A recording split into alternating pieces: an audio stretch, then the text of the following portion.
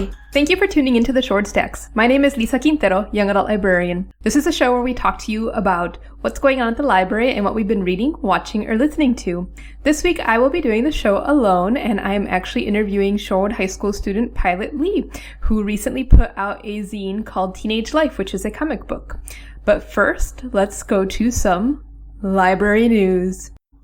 This week's news is very exciting. Starting on Monday, June 15th, we will be opening for some in-person library visits. And so our hours are going to be limited and our services are going to be limited, but you can come into the library now. So our hours are going to be pretty much what they have been during curbside the last few weeks. So take a look at our website to see what those hours are. We will be open Monday through Saturday. And our services are going to be similar to what they were before we closed, but a little bit different in order to maintain social distancing and keep in mind that we're, only open for about 5 hours a day. So one of the things that's going to be different is that you're only going to get an hour of computer time per day, but we still will offer printing services and the photocopier and the scanner. And you will still have access to a reference librarian for help with either computer issues or finding materials.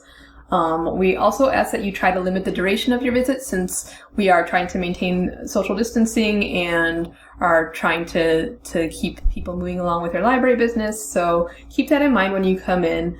You can still schedule curbside pickup if you prefer that over coming in person. However, if you want to pick your holds up in person, you are welcome to come in, pick your holds up off the hold shelf and either use one of our self-checkouts or check out at the service desk. You will notice when you come in that all of our service desks now have sneeze guards, and we are encouraging people to wear masks if they can. We understand if for some people that is not a possibility due to various reasons, but we are encouraging people to wear masks. We also are encouraging people to wash and sanitize their hands regularly and keep their distance from others while they're in the library during their visit. We also will still have Wi-Fi access readily available throughout the library. And we will be offering some programs this summer. Most of them will be digital, but we might have some in person depending on how things progress here in Wisconsin during the next few weeks. You'll also notice when you come in that there is limited seating. So at the computers, we've taken a lot of the chairs away, and we've also, a lot of the tables only have one chair at them because we don't want people congregating in a space, and a lot of our comfy chairs in the periodicals area are also gone.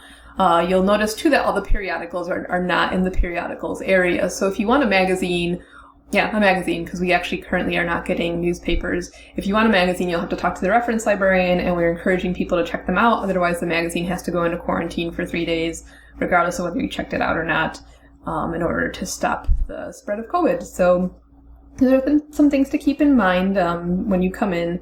So it's not exactly going to be how it was before, but at least it's a step forward, so we are very excited.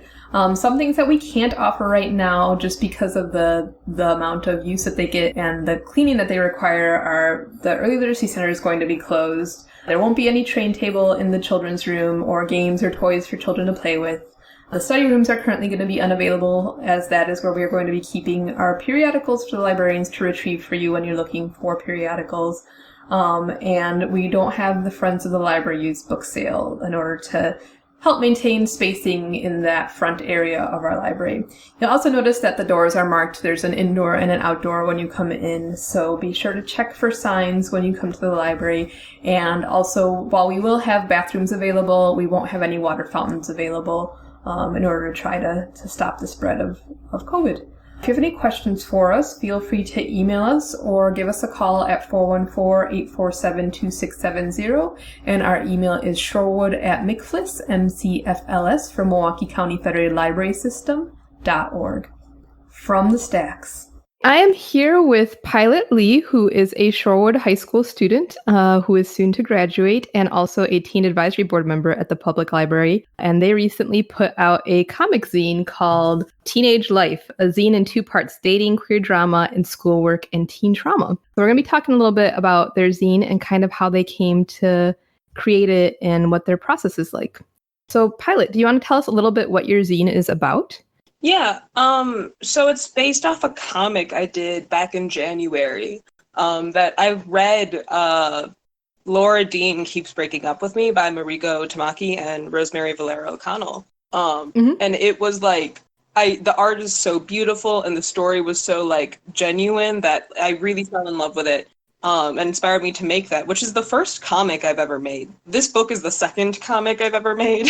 Okay. But the first 3 pages of it has that original Teenage Life comic. Cool. And it was just kind of about like the idea of like teenage like expectations and realities, because I'm someone who really likes teen movies like John Hughes, like I've actually never seen The Breakfast Club, but I was gonna say Pretty in Pink. And just like all those films, and I can't speak for the previous experiences of being a teenager, but I don't know a single high schooler who doesn't hate everything about the structure of their life. Yeah, no, it seems like being a teen is very different compared to, say, when I was a teenager, like 20 years ago. Everything just seems so much more intense.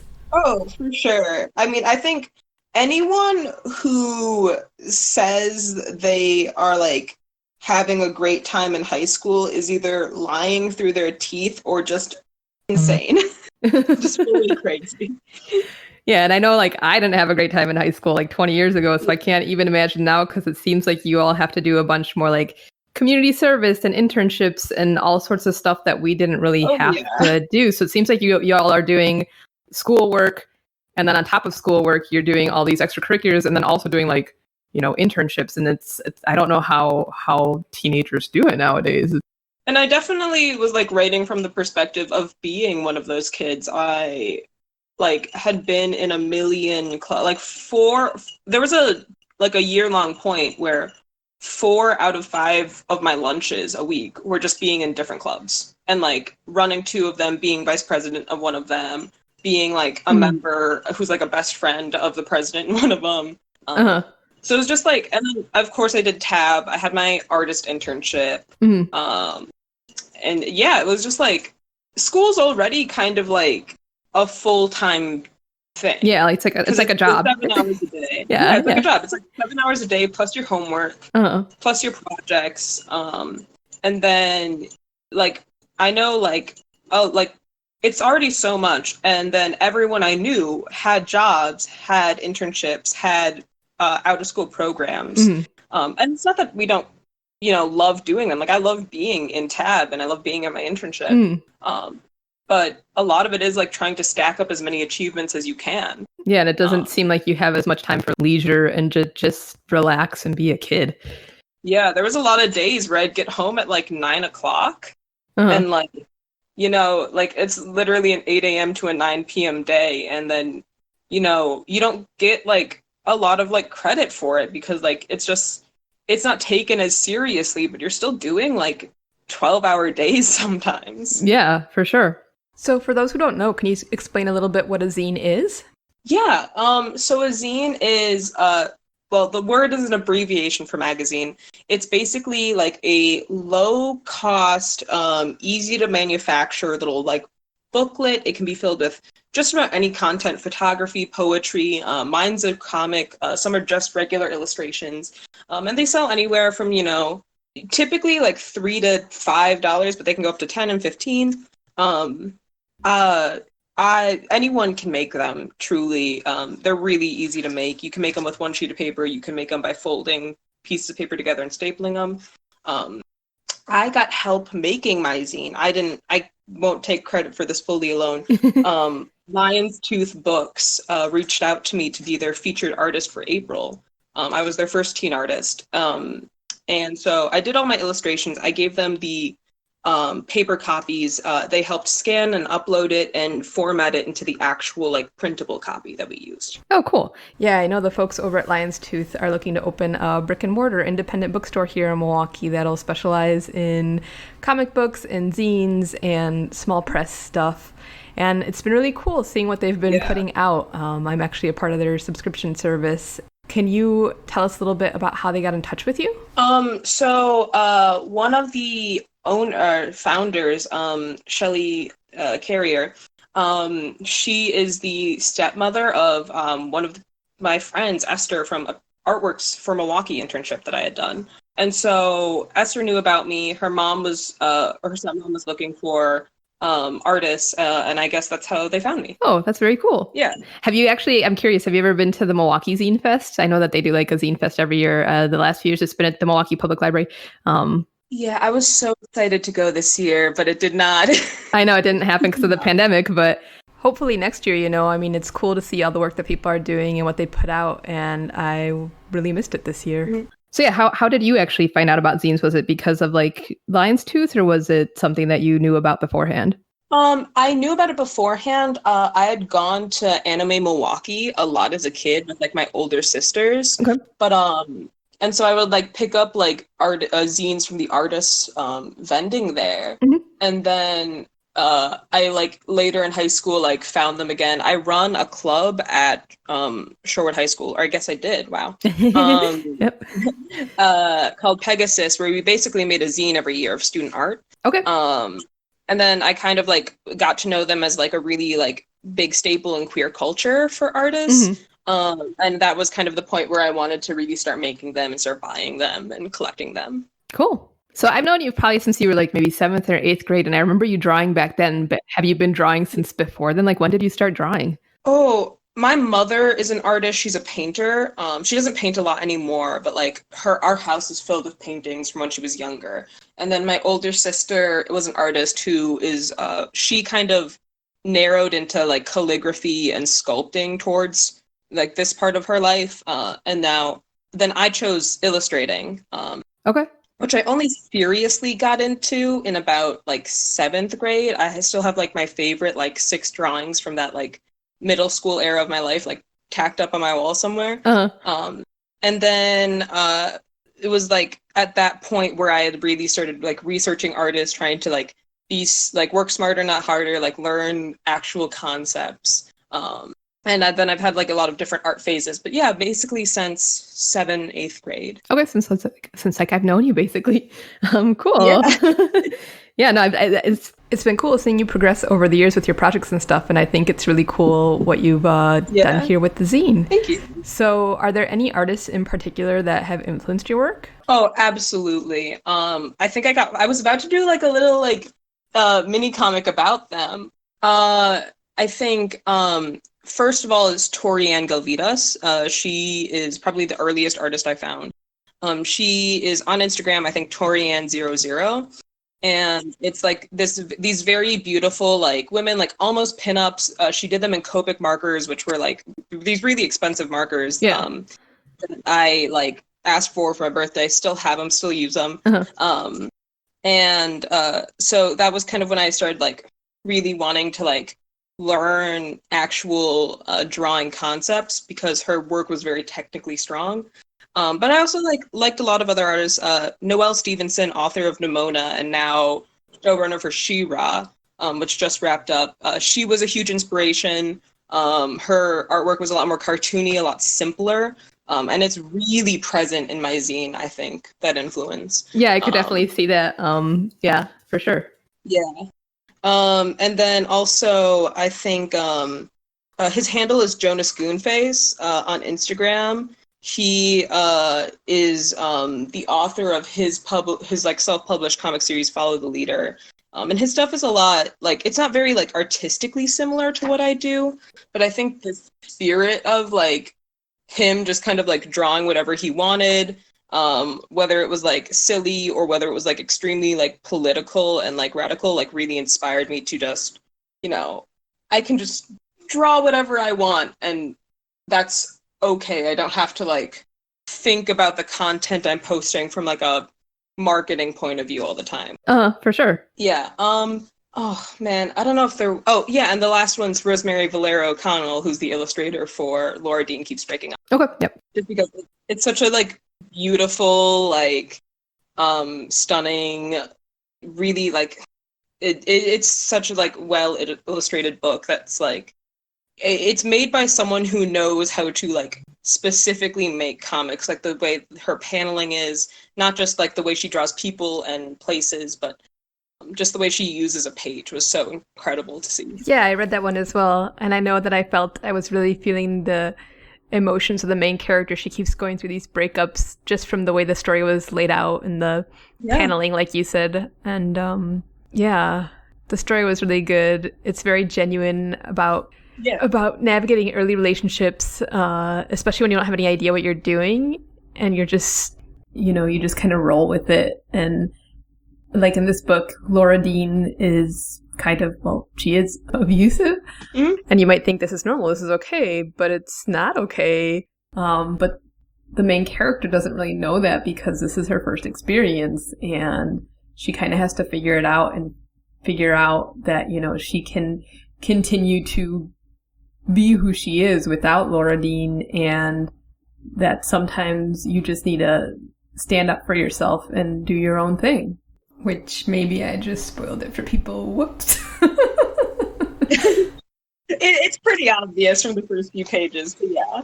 But that book's very much about the journey and not about the destination. You said you're currently working on some other zines. What are you working on right now? I don't know if I'm working on any.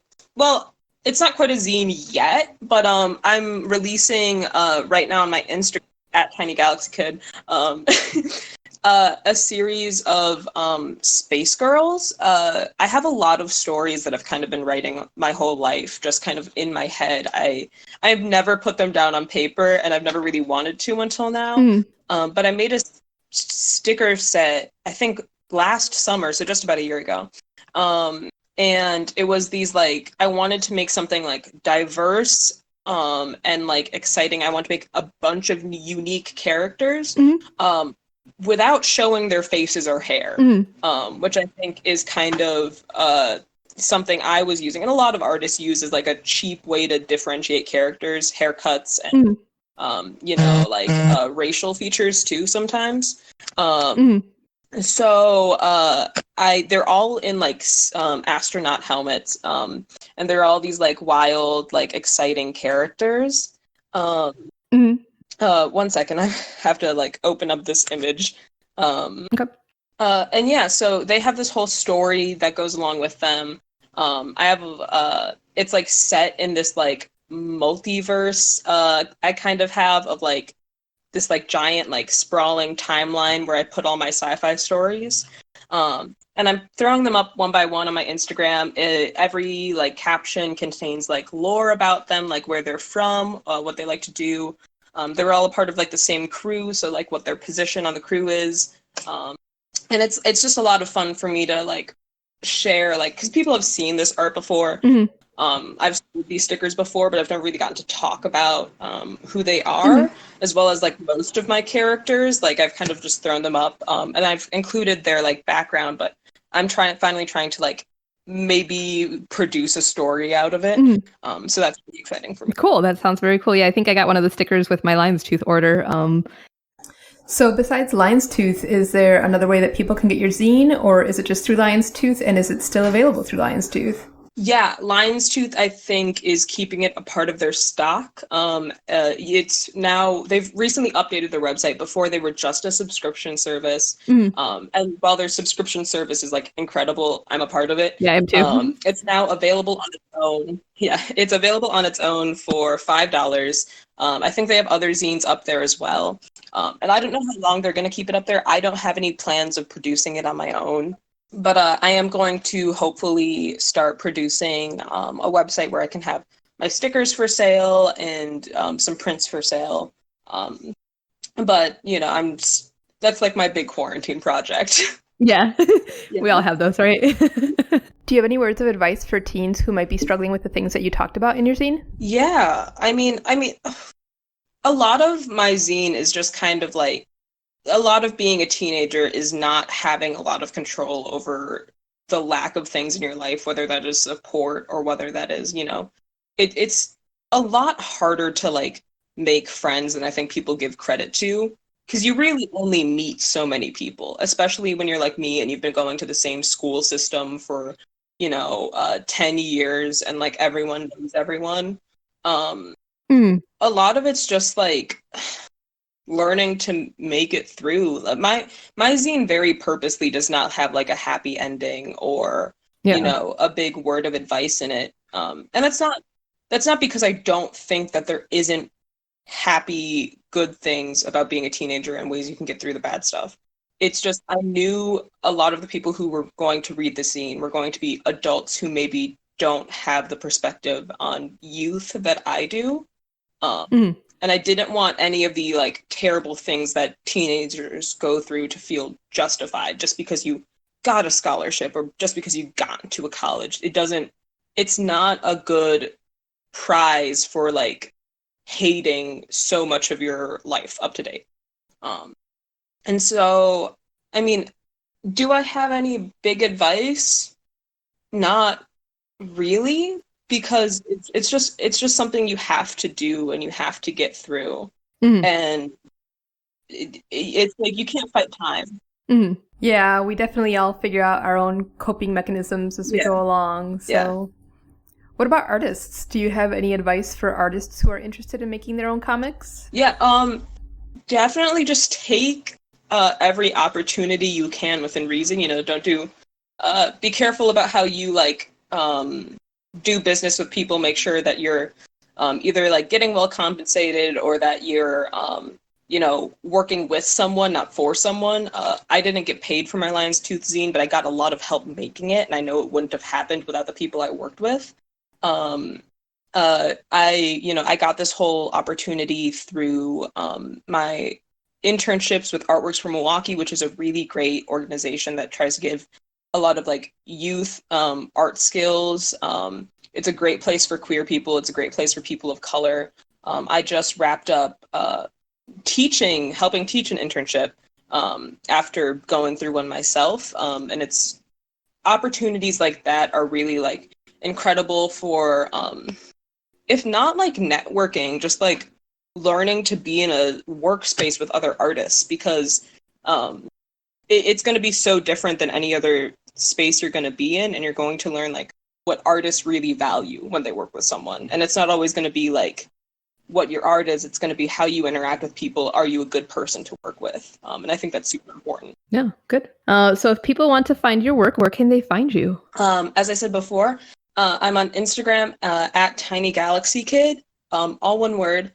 That's where the majority of my work is going up right now. I also have like other social media, but if you really want to like follow my art, probably go to my Instagram. And then once I have my website up and running, that will be linked on there as well. Very cool. All right. Well, thank you very much for being on. It was very cool to read your zine, and I look forward to seeing more of your work. Awesome. Thank you.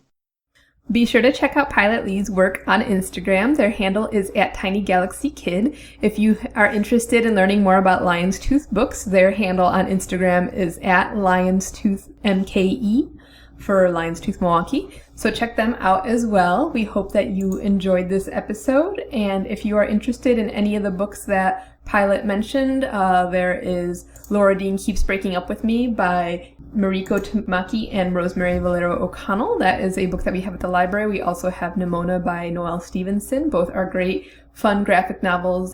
A little bit different. Laura Dean Keeps Breaking Up With Me is more of a realistic fiction story about a girl dealing with the trials and tribulations of having her first girlfriend. And then Nimona is more of a fantasy story about a couple of rival mages. And if you like either of those, there's also this one, Summer by Mariko Tamaki, which is also a great realistic fiction graphic novel, and Hamish Steele's Dead Endia, which is about a couple of queer kids who work at a amusement park that has opened a portal onto the demon world. So check those out as well.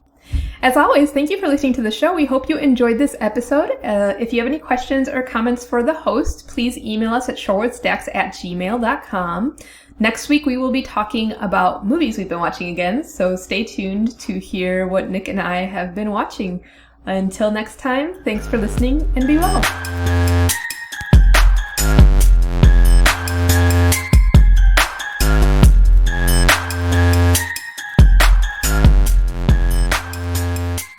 The Shorewood Stacks is produced by Lisa Quintero and Nick Barron for the Shorewood Public Library. Music on this episode is by Kevin MacLeod. The song is called Ice Flow and can be found at incompetech.com.